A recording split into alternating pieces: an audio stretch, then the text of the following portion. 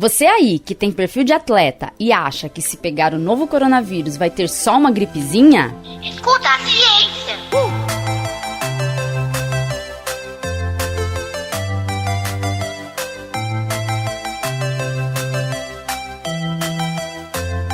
Olá, eu sou a professora Letícia Sarturi, sou mestre em imunologia e doutora em biociências e fisiopatologia.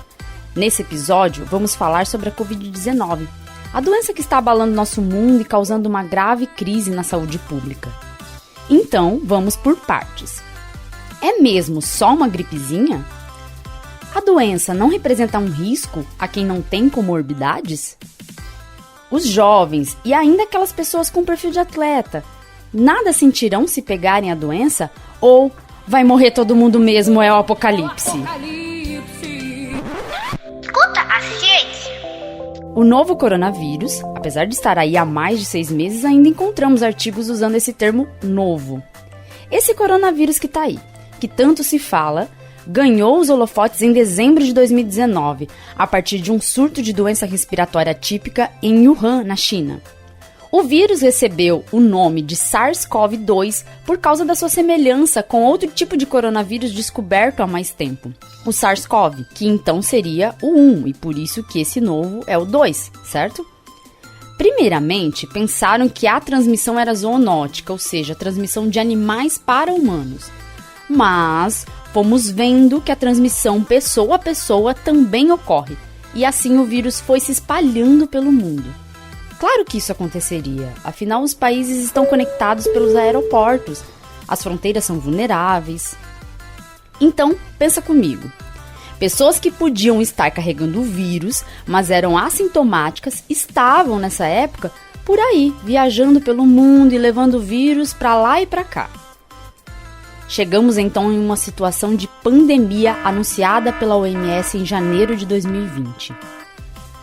A partir daí, diversos países começaram a adotar medidas sanitárias de prevenção em aeroportos e até mesmo medidas de isolamento social. Mas quem disse que o vírus já não havia chegado a esses países?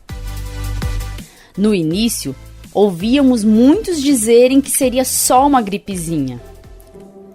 No meu caso particular, pelo meu histórico de atleta, caso fosse contaminado pelo vírus, não precisaria me preocupar. Nada sentiria ou seria, quando muito, acometido de uma gripezinha. Mas hoje vemos que não é bem assim. Mesmo que a ciência não saiba ainda tudo sobre o SARS-CoV-2, já se sabe muita coisa, pois os pesquisadores têm trabalhado duro para descobrirem as características do vírus e da doença, para conseguirmos ter uma terapia eficiente para os casos graves e uma vacina que poderia nos salvar dessa situação de isolamento social, que, por enquanto, é a medida mais eficaz para prevenir a disseminação da doença. Ou seja, se puder, fique em casa. Vamos entender mais então sobre a doença causada pelo SARS-CoV-2, a Covid-19. O vírus SARS-CoV-2, sim, é um vírus e não uma bactéria. Esse tipo de vírus afeta primariamente o trato respiratório, embora também possa afetar outros órgãos. A infecção respiratória vem geralmente acompanhada de febre, tosse seca e dispneia, que é uma dificuldade em respirar, uma falta de ar. Mas também foram observados outros sintomas, como dor de cabeça, tontura, vômitos e diarreia.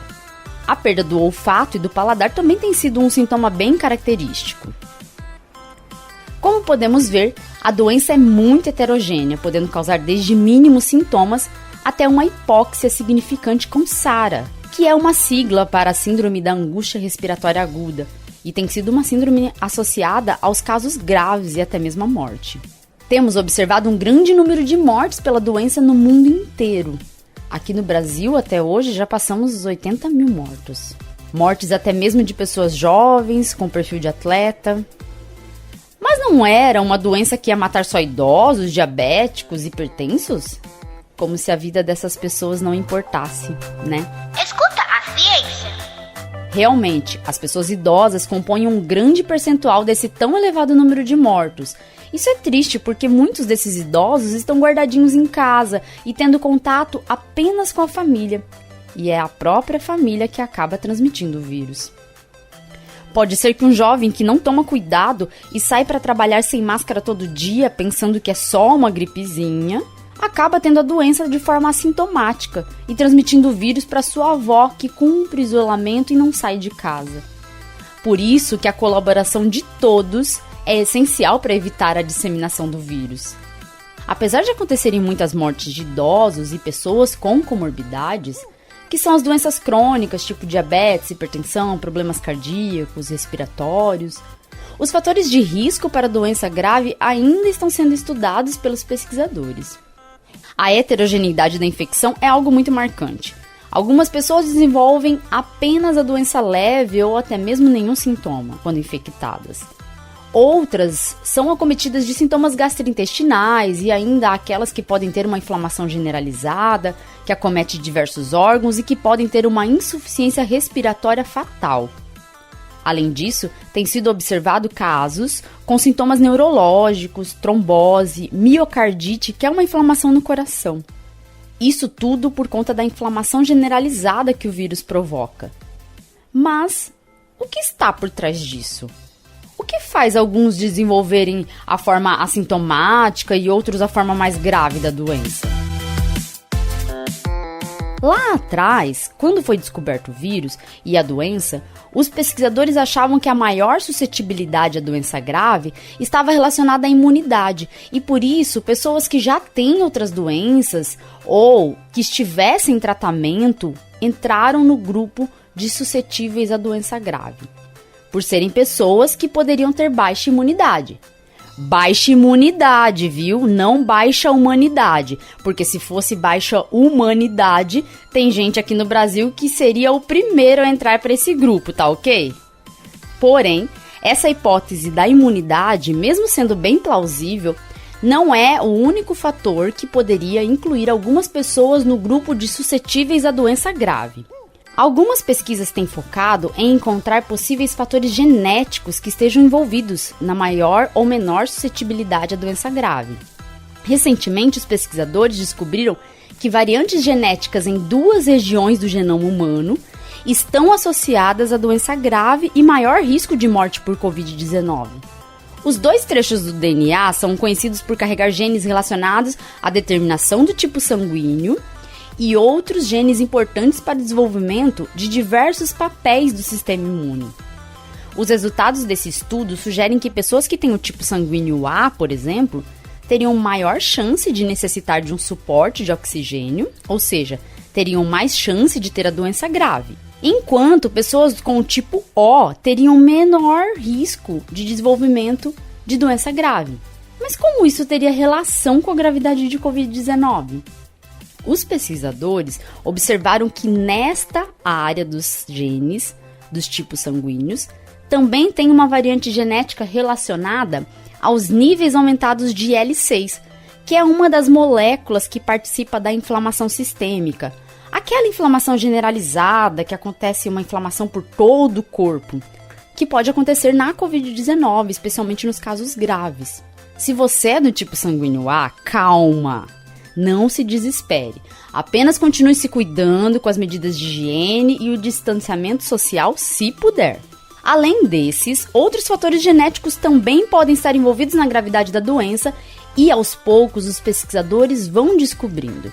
Outra coisa que poderia influenciar na gravidade da doença é a carga viral, que é a quantidade de partículas de vírus que você tem contato no momento em que você pega a infecção. Estudos apontam que quando temos contato com uma alta carga viral, pode-se ter mais chance de desenvolver a doença grave. Então, aí está mais um motivo para você usar máscara sempre que precisar sair de casa. Cuidado com a tosse, cuidado com os espirros. Vamos se prevenir do coronavírus. Um vírus maligno, um vírus cruel. Para evitar, use álcool em gel. Basicamente, de acordo com algumas pesquisas científicas, os fatores de risco que falamos agora podem estar envolvidos no fato de uma pessoa poder ter um ou outro tipo dos 6 tipos de Covid-19. Sim! Temos 6 tipos de Covid. Por causa da diversidade de sintomas sentidos por quem adquire a infecção, os cientistas viram que podemos agrupar as pessoas em 6 tipos de doentes. Temos aqueles que apresentam características de gripe sem febre, enxaqueca, perda de olfato, dor muscular, tosse, dor de garganta, dor no peito, sem febre. O grupo da gripe com febre, que tem como sintomas enxaqueca, perda de olfato, tosse, dor de garganta, rouquidão, febre, perda de apetite. Temos também um grupo com o tipo gastrointestinal, com pessoas que sentem enxaqueca, perda de olfato, perda de apetite, diarreia, dor de garganta, dor no peito, sem tosse. Aí já vão vir os grupos de maior gravidade. O grupo grave nível 1, fadiga, inclui as pessoas que apresentam como sintomas enxaqueca, perda de olfato, tosse, febre, rouquidão, dor no peito e fadiga. O grupo grave nível 2, confusão, apresenta enxaqueca, perda de olfato, perda de apetite, tosse, febre, rouquidão, dor de garganta, dor no peito, fadiga, confusão e dor muscular. No grupo grave nível 3, abdominal e respiratório, temos como sintomas enxaqueca, perda de olfato, perda de apetite, tosse, febre, rouquidão, dor de garganta, dor no peito, fadiga, confusão, dor muscular, dificuldade respiratória, diarreia e dor abdominal. Esses 3 últimos grupos são os que mais necessitam de hospitalização, ou seja, não é só uma gripezinha. É mais do que isso. Tem muita gente morrendo, tem atleta, jovem, que tem os tipos mais graves da doença e morrem. E tem idosos que se curam, se salvam, velhinhos, velhinhas de 90 anos ou mais que estão se curando, mesmo depois de passarem por internação em UTI. Por isso, não podemos dizer ainda ao certo quais são todos os fatores que fazem uma pessoa ter um tipo ou outro de Covid. Não sabemos ainda tudo que está por trás da suscetibilidade ou resistência ao vírus. O fato é que a ciência está em constante movimento e os cientistas estão muito empenhados em descobrir cada vez mais tudo sobre essa doença. Já temos vacinas em estudo, graças à ciência. Cada dia, um novo estudo vai encaixando mais uma pecinha nesse enorme quebra-cabeça que é a infecção por SARS-CoV-2. Nossa geração nunca viveu uma crise sanitária tão grave. Enquanto não temos um tratamento eficaz, uma vacina capaz de garantir uma imunidade, temos que nos cuidar de quem amamos e valorizar a ciência e a medicina. Saudade de quando estávamos unidos e não teria mole pra Covid. Mas o Brasil tá unido e decidiu o seguinte: não tem mole pra Covid-19 nem 20. Que avisam, ó, eu não sei como começou. Se puder, fique em casa. Se não puder, saia de máscara. E antes de repassar qualquer informação, escuta a ciência. Tchau, tchau e até o próximo episódio.